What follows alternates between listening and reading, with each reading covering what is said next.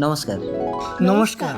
তিথি আর সিথি আমার যমজ দুই মেয়ে, এরা কথা না বললে আমি বুঝতেই পারি না কে কথা বলতে পারে আর কে কথা বলতে পারে না। দেখুন, আমার কোনো দাবি নেই। আমার দুই ছেলে, লালু অন্ধ, ভুলু ভালো। বলুন আপনার কোন মেয়েটাকে কাকে দেবেন? তাহলে আমার বোবা মেয়েটাকে আপনার ভালো ছেলে বিয়ে করবে আর আমার ভালো মেয়েটাকে আপনার অন্ধ ছেলে বিয়ে করবে। লালু ভুলু, তোরা রাজি তো? হ্যাঁ, আমি কি তাহলে বউ মেয়েকে বিয়ে করবো নাকি? আর আমি অন্ধ হয়ে যদি একটা বোবা মেয়েকে বিয়ে করি, আমাদের বাচ্চা হলে তার তো চোখ মুখ কিছুই থাকবে না, মালটা তো এলিয়েন হয়ে জন্মাবে। আর আমি যদি বউ মেয়েকে বিয়ে করি, ও তো আমার নামটাই কাউকে বলতে পারবে না। बात तो सही है। ভুলু দাঁড়া, লালুর সাথে ঝগড়া করিস না। আচ্ছা বলতো, এই দুটো মেয়ের মধ্যে কে কথা বলতে পারে না? কথা না বললে আমি কি করে বুঝবো?